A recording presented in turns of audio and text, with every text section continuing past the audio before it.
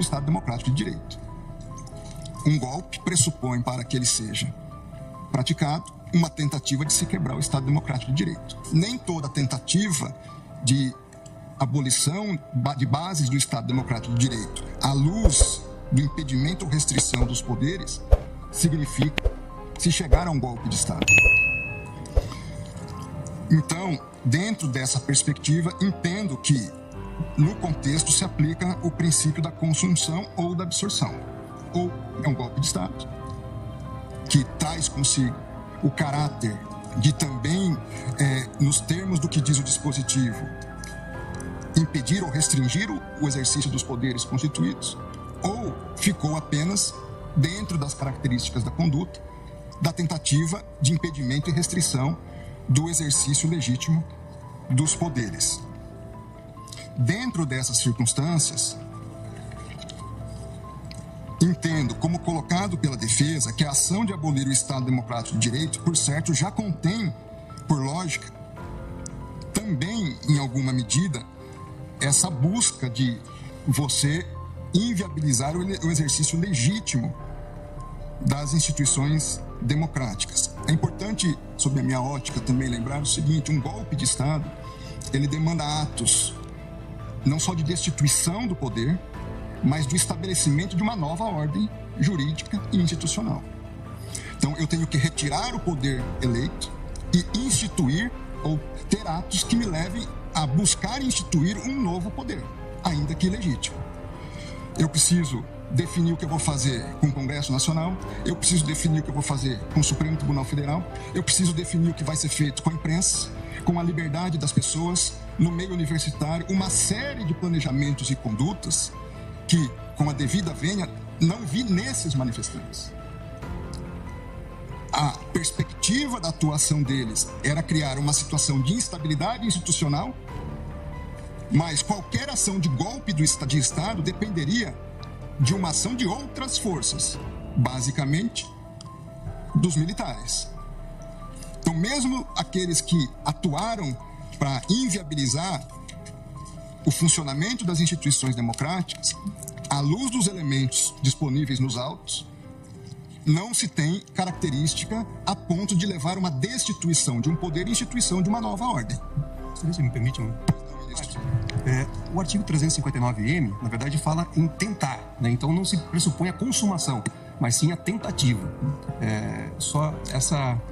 Ambos falam em tentar. Exato. A questão, para mim, eles não agiram para tentar depor o governo. A deposição do governo dependeria, ou essa tentativa de deposição de atos que não estavam ao alcance da atuação dessas pessoas. Permite-me, pois não. Porque acho que essa questão é extremamente importante, porque são dois pontos diversos, se eu entendi o que Vossa Excelência colocou. Ao dizer que eles não, ao alcance deles, não estavam instrumentos possíveis para o golpe de Estado, então aí seria o caso de absolvição. Que eu também justifico como uma tentativa idônea. Essas pessoas... Exato. Então, aí seria absolvição. Uma outra questão que eu acho que é mais importante do ponto de vista até para fixação de jurisprudência da Corte é a absorção ou não. O princípio da concussão. E por que isso? Me parece que são dois crimes, como disse, absolutamente autônomos.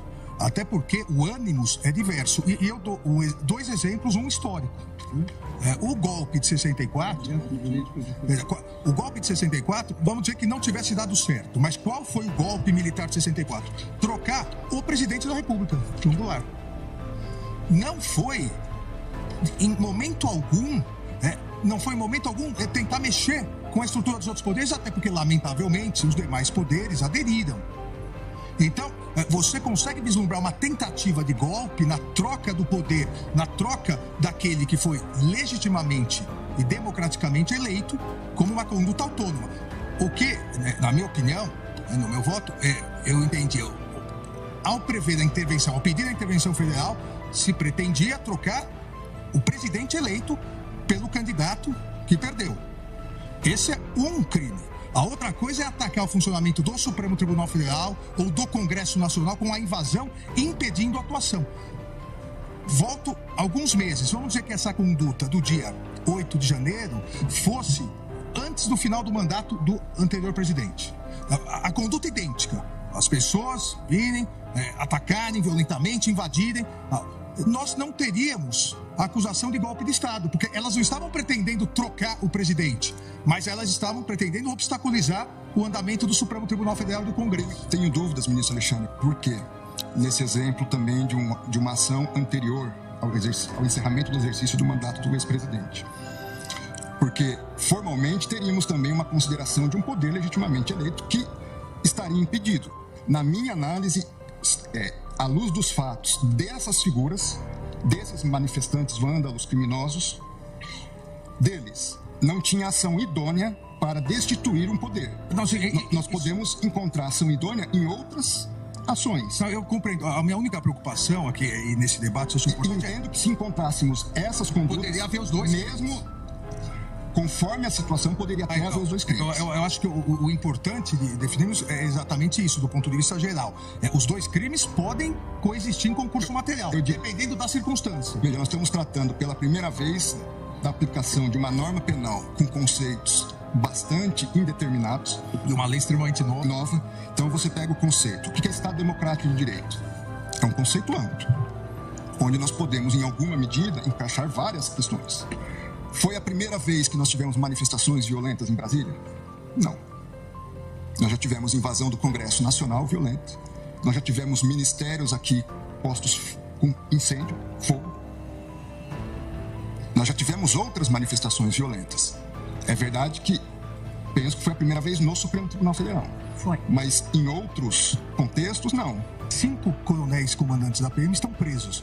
Exatamente porque desde o final das eleições se comunicavam por zap, dizendo exatamente que iriam preparar uma forma de, havendo manifestação, a Polícia Militar não reagir. Então, claramente, a Polícia Militar, que eu também fui ministro da Justiça e sabemos nós dois, que o ministro da Justiça não pode utilizar a Força Nacional se não houver autorização do governo, do Distrito Federal, porque isso fere o princípio federal. Não em relação aos prédios federais.